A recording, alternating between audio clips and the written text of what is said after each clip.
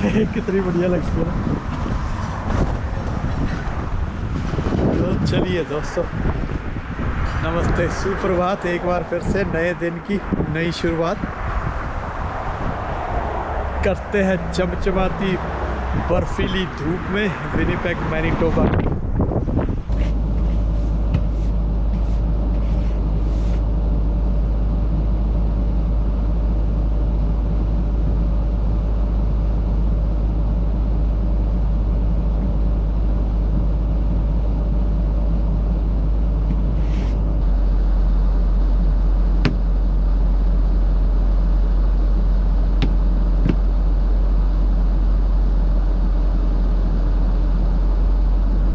हवा चल रही है अभी भी बहुत ज़्यादा। टेम्परेचर थोड़ा देख लेते हैं, -20। और बर्फ़ है थोड़ी सी जो पड़ी हुई है, वो है बारीक सी हल्की सी परत है। तो अब देखते हैं, फंसने के चांस तो लग रहे नहीं है। निकलते हैं थोड़ा एक स्पीड से। यहाँ पे दोस्तों एक चीज़ है, जो यहाँ विंटर लाइफ होती है ना, ये 6 महीने की, उसके हिसाब से यानी कि तुम ये लगाओ कि देखो बाहर तुम कुछ भी नहीं कर सकते। अब जितने भी ऑफिस हैं, जितने भी बाज़ार हैं, मार्केट है, वो सब मतलब बिल्डिंगों के अंदर है। और उनमें पूरी तरह से जैसे बोलते हैं ना, एक आर्टिफिशियल एटमॉस्फेयर लगा लो या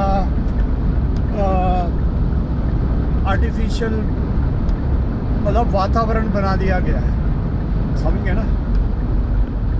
यानी कि अगर हम इसको इस तरह से देखें कि मान लो हम चले गए चंद्रमा पे या मार्स पे, जहाँ अभी तक फ़िलहाल इंसान जा सकता है, जहाँ इंसानों के उपग्रह पहुँचे हुए हैं, तो वहाँ तक कोई एटमॉस्फेयर नहीं है, कोई कुछ नहीं है। तो अगर यही ऐसे ही बिल्डिंगें वहाँ, अभी तो चलो ये यहाँ की जो हवा है उसको खींच के उसको गर्म कर देते हैं, सिर्फ टेम्परेचर को रेगुलेट करते हैं, वो करते हैं, कंट्रोल करते हैं। लेकिन वहाँ पे क्या है, अगर वही जनरेटर बन गए हवा के जनरेटर बिल्डिंग के अंदर लगा दिए, गाड़ियाँ बना दी, तुम्हारे घर भी उसी तरह के जनरेटर लग गए घरों के अंदर भी, बिल्डिंगों में। और अगर तुमने ट्रैवल करना है तो तुम्हारी गाड़ी में भी छोटा सा जनरेटर हवा का हो। और उसके बाद फिर तुमने जब वो जो गाड़ी है वो पूरी मतलब कि जहाँ जाना है, तुमने काम पे जाना है, मान लो उस बिल्डिंग के अंदर, ऑफिस के अंदर जहाँ जाना है, उसके अंदर गाड़ी चलेगी और वहाँ जाके तुमने अपनी गाड़ी को लगा दिया, रिचार्ज करो, जैसे भी जो भी सिस्टम इलेक्ट्रिक सिस्टम होगा उससे करो और अपना काम करो, फिर अंदर ही अंदर से निकलो। मतलब एक नकली सी दुनिया, पूरी आर्टिफिशियल। और वहाँ जाके भी तुम, और हो सकता है ये कर रहे हो काम, ये जो पश्चिमी देश है, फिर बोले चलो भाई मार्स के लिए इमिग्रेशन ओपन है, कसरे जाना चाहता है मार्स में, बहुत नौकरियां हैं वहाँ, हवा बनाने की फैक्ट्री में नौकरी है वहाँ पे। मतलब बस ऐसे ही काम चलते रहेंगे अब लोगों के। ये जो दुनिया है ना, बस मुझे लग रहा है ऐसे ही चलती रहेगी।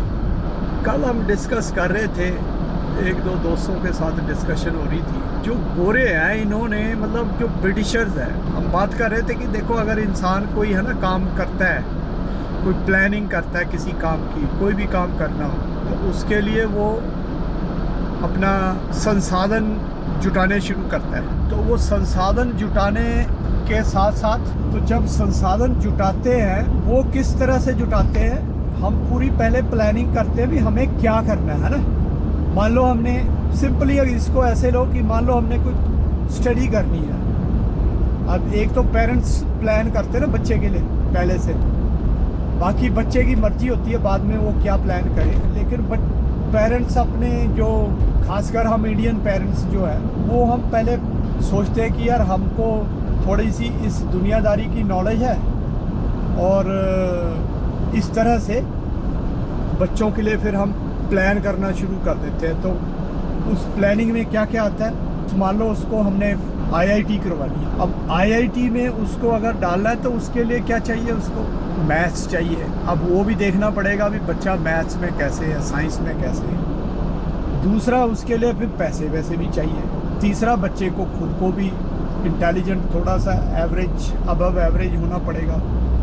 तो ये सारी चीज़ें जब होती हैं तो फिर वही हमारी प्लानिंग में फिर आगे चलती है और हम उसको फिर धीरे धीरे नर्सरी से फिर आगे आगे जैसे जैसे बच्चा बढ़ता जाता है तो अकॉर्डिंग टू वो जो स्टेज पे पहुंचता है तो उसके हिसाब से हमारे एक्शन जो है वो होते हैं। +1 +2 जैसे भारत में चलती थी, अभी पता नहीं क्या चल रहा है। तो वहाँ पहुँच के तो फिर उसको सब्जेक्ट्स का भी हिसाब होता है, उससे पहले तो सारा कुछ ही पढ़ाते हैं बच्चे को। अब वहाँ पे फिर भाई हाँ, अगर इंजीनियर बनना है तो भाई तुम्हें क्या लेना पड़ेगा, मैथ, साइंस, ये लेना पड़ेगा, फिज़िक्स। ये एज ए पेरेंट या एज ए जो प्लान करता है वो उसके लिए ये चीज़ जरूरी है ना। लेकिन माइंड में क्या होता है कि इसने आईआईटी में जाना है, इंजीनियर बनना है। तो हम ये बात कर रहे थे कि जो अंग्रेज़ों ने जब इनको पता चला कि यार दुनिया तो ये हमारे यूरोप तो कुछ भी नहीं है, बाहर निकलो तो बड़ी दुनिया बैठी हुई है, गर्म देश है, अफ्रीकन कंट्रीज, भारत के जैसा देश है जहाँ पे गर्म भी है, ठंडा भी है, बड़ी वैरायटी की दुनिया है और बहुत लैंड है, जो मर्जी करो, बहुत दुनिया है, बहुत पॉपुलेशन है, लेकिन उनको अपने गुलाम बनाओ। तो ये उन्होंने अपना विज़न रखा, एम रखा, गोल रखा और उसी के बेस पे। और मैंने ये कहीं पढ़ा है कि जो ये माफियाओं को एक प्रॉपर सरकार उनको वो करती थी, प्रमोट करती थी, मतलब कि जैसे लीगलाइज किया हुआ था माफियाओं को सरकारों ने, यूरोप की सरकारों ने। यूरोप क्या था, छोटे छोटे तो देश हैं, अभी भी उतने ही हैं वो। इन्होंने नहीं तो एक हमारे जो भारत के एक स्टेट के बराबर का देश दुनिया की टॉप इकोनॉमियों में है। वो क्यों है? इसीलिए भी मानसिक तौर पे खेलते हैं ये।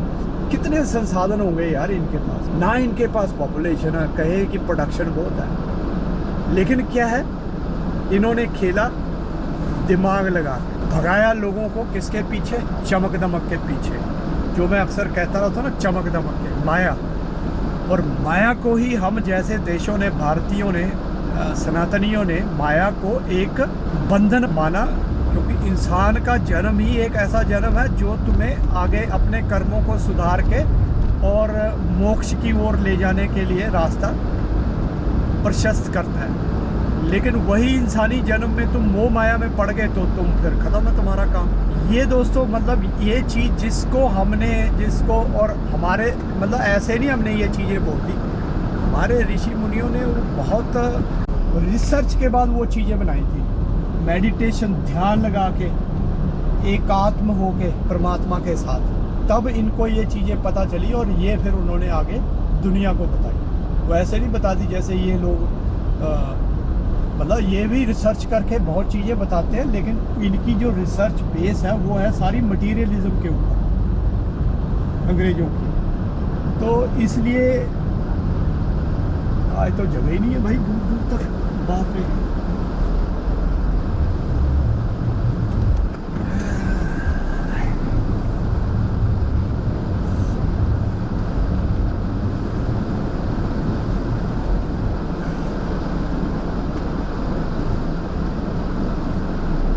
तो मेरा मकसद, मेन बात ये शुरू करने का ये था कि जब हम किसी चीज़ की प्लानिंग करते हैं ना, तो उसी तरह के हम साधन जुटाते हैं और उसी तरह के हम आगे एक्शन भी करते हैं, है ना।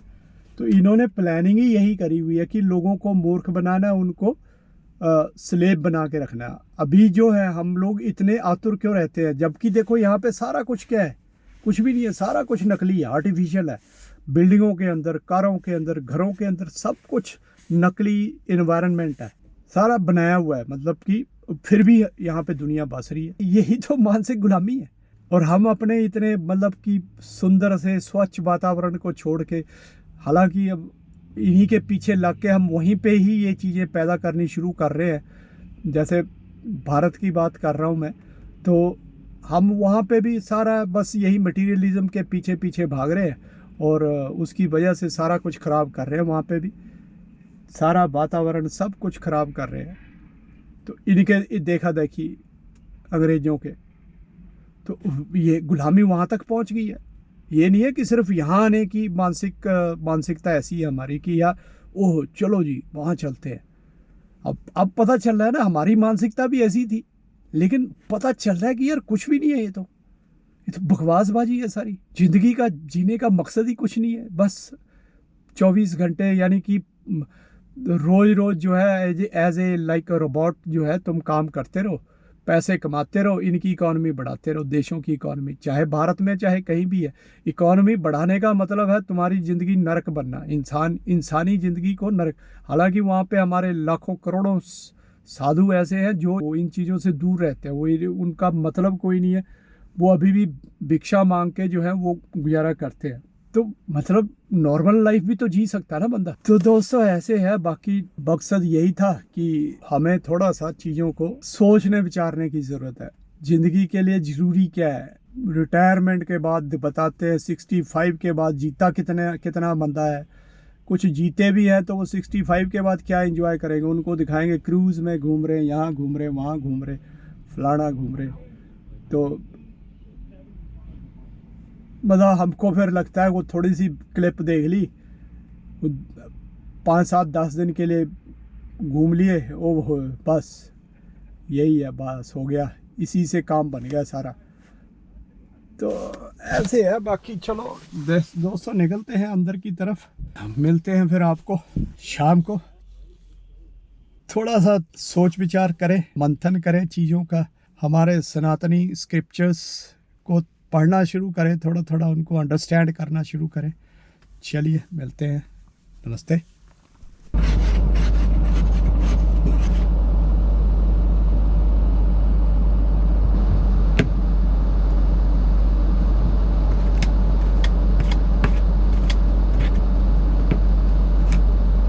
नमस्ते दोस्तों, एक बार फिर से हो गए फ्री काम से, अब निकलते हैं घर की तरफ। ठंड बहुत हो रखी है, आपने देख ही लिया, -21, सुबह -20 था, अभी -21।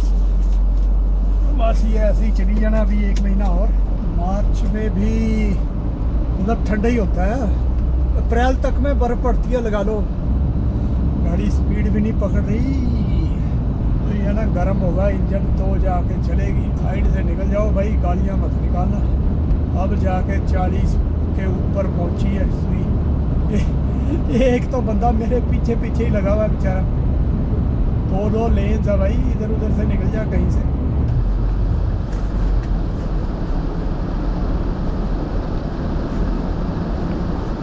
ये हमारी गली वाली साफ़ सुथरी सी बर्फ़ देखने में कितनी अच्छी लगती है, बाकी तो सारी सड़कों की गंदी हो जाती है।